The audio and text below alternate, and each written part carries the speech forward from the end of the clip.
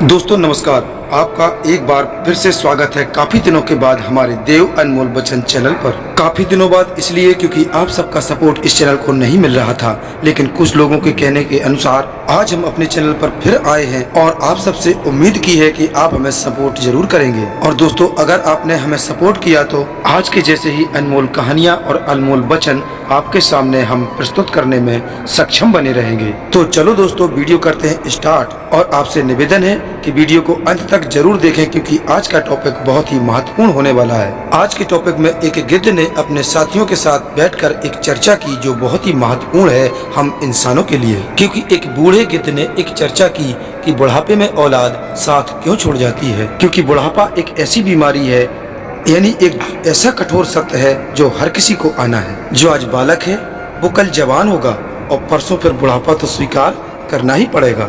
ऐसा तो है नहीं कि कोई व्यक्ति अधिक धनवान है तो कुछ रिश्वत दे देगा तो उस पर बुढ़ापा असर नहीं करेगा, और ऐसा भी नहीं है कि कोई बहुत बड़ा बलवान है यानी ताकतवर है तो फिर उस पर बुढ़ापा असर नहीं करेगा। लोग उससे डरते हैं तो बुढ़ापा भी उससे डरेगा, चाहे कोई ज्ञानी हो, धनी हो, बली हो या गुणी हो। लेकिन जब बुढ़ापा आएगा तो सबके सब गुण धरे के धरे रह जाएंगे। तो दोस्तों, इस वीडियो को पूरा देखने के बाद आप सबको ये पता चल जाएगा कि बुढ़ापे में औलाद साथ क्यों छोड़ देती है। तो कहानी कुछ इस प्रकार से है कि एक जंगल में एक बड़ा भारी बरगद का वृक्ष था और उस वृक्ष पर हजारों भांति भांति के पक्षी दिन भर आते जाते और किलोले करते रहते थे। और कुछ पक्षियों का तो वो वृक्ष स्थायी निवास स्थान था, और उस वृक्ष पर रहने वाले पक्षी और आने जाने वाले पक्षी अपार आनंद का अनुभव करते थे। और किसी स्थान या किसी व्यक्ति के साथ जब हम लंबे समय तक रहते हैं तब हमें उससे अनूठा प्रेम या एक अनूठा लगाव हो जाता है। इसी तरह उस बरगद के वृक्ष पर रहने वाले पक्षियों को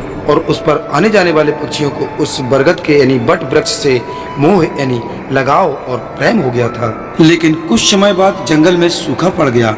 काफी टाइम से पानी नहीं बरसा, जंगल के सभी पेड़ पौधे सूखने लगे और वह बट वृक्ष भी काफी सालों से पानी न मिलने के कारण सूखने और मुरझाने लगा।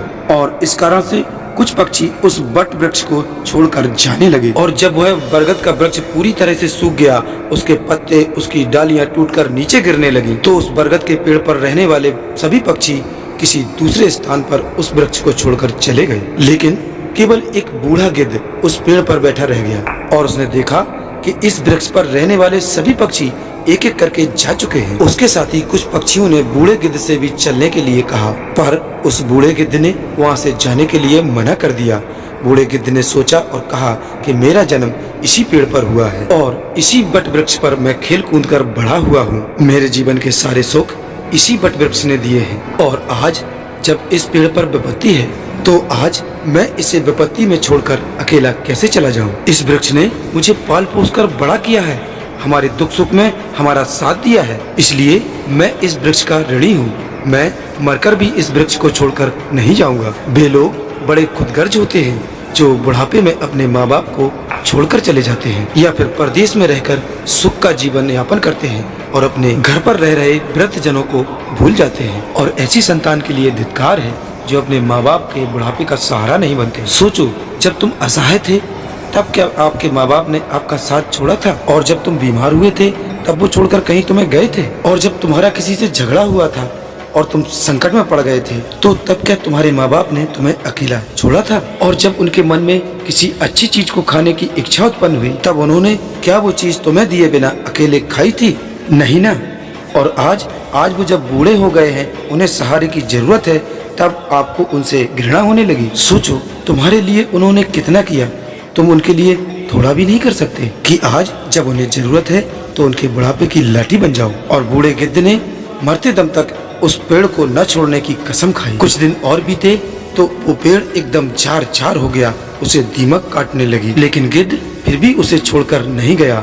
दिन में थोड़ा इधर उधर घूमकर अपने खाने योग्य थोड़ा बहुत भोजन जुटा लेता था और शाम होते ही उसी सूखे वृक्ष पर आकर बैठ जाता था। इसी तरह से काफी दिन बीत गए और जो पक्षी उसे छोड़कर वहाँ से चले गए थे तो उन्होंने सोचा कि गिद्ध काका अभी भी उसी सूखे पेड़ पर बैठे रहते हैं, क्यों ना हम सब एक साथ चलकर उनके पास चलें और उन्हें समझा बुझाकर अपने पास बुला लाएं। यही सोचकर कुछ पक्षी उस बूढ़े गिद्ध के पास गए और उन गिद्ध काका को अपने साथ चलने के लिए कहा। उन अन्य पक्षियों ने कहा कि हे गिद्ध काका, आप कहाँ इस सूखे वृक्ष पर बैठे रहते हो? इस वृक्ष का तो जीवन खत्म हो चुका है, मरे के साथ में मरना कहाँ की समझदारी है। कहते हैं कि वही जीव का श्रेष्ठ है जिसमें धर्म की हानि न हो, और वही देश श्रेष्ठ है जिसमें कुटुंब का पालन हो। और ये वृक्ष बिल्कुल जार जार हो गया है, दीमक इसे रात दिन खाए जा रही है, और किसी दिन ये हवा के तेज झोंके से गिर जाएगा। फिर तुम कहाँ जाओगे?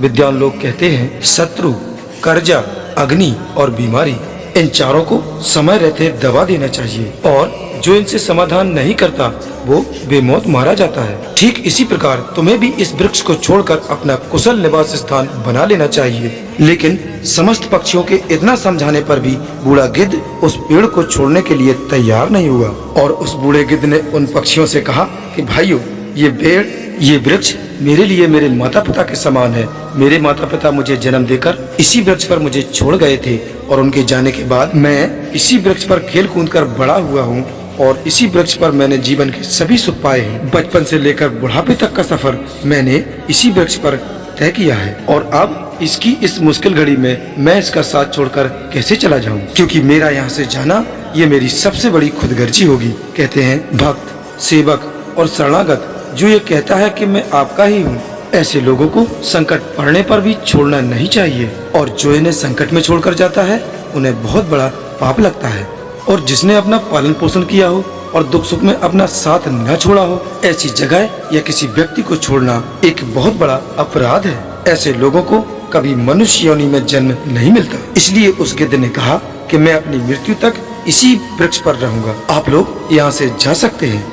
तो गिद्ध की बात सुनकर सभी पक्षी निराश हो जाते हैं, और वो सभी पक्षी वहाँ से वापस चले जाते हैं। कुछ तो कहने लगते हैं कि भैया, गिद्ध के साथ साथ इसकी बुद्धि भी बूढ़ी यानी सटिया गई है, और इसीलिए उसे हम सब का समझाना बिल्कुल भी अच्छा नहीं लगा। और अगले दिन उस बूढ़े गिद्ध को समझाने कुछ पक्षी और आए, लेकिन उस बूढ़े गिद्ध ने उनके साथ जाने से फिर भी मना कर दिया। लेकिन इस बार सारे पक्षी अपने अपने ठिकानों पर न जाकर इंद्रदेव के पास पहुँचे, और इंद्रदेव को अपनी सारी कहानी बताई, और इंद्रदेव को बताया कि हे भगवान, हम जिस वन में रहते हैं उस वन में सालों से पानी नहीं बरसा, वहाँ बिल्कुल सूखा पड़ा हुआ है। उस जंगल के सभी पेड़ पौधे सूख चुके हैं, और वहाँ के सभी पक्षी उस जंगल को छोड़कर जा चुके हैं। पर एक आश्चर्य की बात तो ये है कि हम जिस पेड़ पर रहते थे, हमारे साथ वहाँ पर एक बूढ़ा गिद्ध भी रहता है, और वो गिद्ध उस पेड़ को छोड़कर न जाने की कसम खा चुके हैं। और हम जिस बरगद पर रहते थे वो पेड़ सूख कर जार जार हो चुका है, लेकिन उस पेड़ को वो गिद्ध छोड़ने का नाम ही नहीं ले रहा। वो पेड़ कभी भी टूटकर गिर सकता है।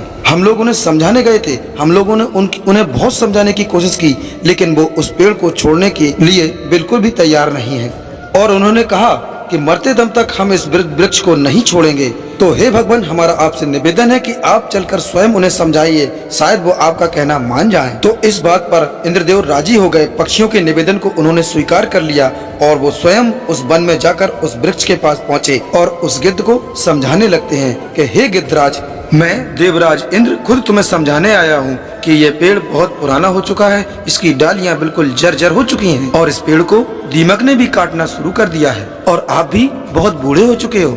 अगर किसी दिन ये वृक्ष गिर गया तो आपकी मृत्यु हो सकती है, इसलिए इस वृक्ष को छोड़कर किसी दूसरे स्थान पर चले जाइए। तो इंद्र की इस बात को सुनकर बूढ़ा गिद्ध कहने लगा कि हे भगवान, एक बात बताओ, जब मेरा जन्म हुआ था तो मेरे माता पिता मुझे इसी वृक्ष पर छोड़कर चले गए थे, और मैं जब बहुत छोटा था तो मुझे इसी वृक्ष ने पाल पोस कर बड़ा किया। मैं इसी वृक्ष पर खेला कूदा हूँ, और इसी वृक्ष पर मैंने सभी सुख उठाए हैं, और इसी वृक्ष पर रहते रहते मैं बूढ़ा हो गया। मेरा पूरा जीवन इसी वृक्ष पर बीता हुआ है। इस वृक्ष ने जीवन भर मुझे छांव और बहुत सुकून दिया। तो बताओ, मैं इस वृक्ष को छोड़कर कैसे चला जाऊं? और जब इस वृक्ष की ऐसी हालत है, अक्सर लोग विपत्ति में ऐसा ही करते हैं कि विपत्ति आने पर और गरीबी आने पर वो अपने हितैषियों को छोड़कर चले जाते हैं। मैं उन लोगों जैसा नहीं हूँ। मैं तो मरते दम तक, अपनी आखिरी सांस तक अपने माता पिता के तुल्य इस वृक्ष का साथ निभाऊंगा। तो गिद्ध का ऐसा अद्भुत प्रेम देखकर इंद्रदेव बहुत प्रसन्न हो जाते हैं। इंद्रदेव कहते हैं, हे गिद्धराज, तुम्हारी इन बातों को सुनकर मैं बहुत प्रसन्न हो गया। बताओ, मैं तुम्हें वरदान देना चाहता हूँ, क्या चाहते हो? तब गिद्धराज बोलते हैं कि हे भगवान, अगर आप वरदान देना ही चाहते हैं तो मुझे वरदान नहीं चाहिए, आप इस बरगद को वरदान दे दीजिए, ताकि ये हरा भरा हो जाए और इसकी आयु बढ़ जाए। मैं तो वैसे भी बूढ़ा हो चुका हूँ, मेरा तो थोड़ा बहुत जीवन और बचा है। मेरे बाद इस वृक्ष की छांव में बहुत सारे पक्षी सुखी और आनंदित रहेंगे। और इससे सबका भला होगा तो मुझे भी बहुत खुशी होगी। इंद्रदेव ने उस गिद्धराज की इतनी बात सुनकर उस बरगद को फिर से हरा भरा कर दिया। पूरे जंगल में घनघोर बारिश कर दी तो इससे पूरे जंगल के वृक्ष हरे भरे हो गए। जो जीव जंतु पशु पक्षी उस जंगल को छोड़कर चले गए थे वो फिर से उसी जंगल में वापस आ गए और फिर से बहुत सारे पक्षी उस बरगद के पेड़ पर आकर रहने लगे और उन बूढ़े काका यानी गिद्ध काका की खूब सेवा करने लगे। गिद्ध काका के लिए खाने पीने के लिए भोजन पानी सब कुछ वहीं लाके देते थे। इस प्रकार बूढ़े गिद्ध काका का बाकी का जीवन सुखमय और बहुत अच्छे से बीत गया।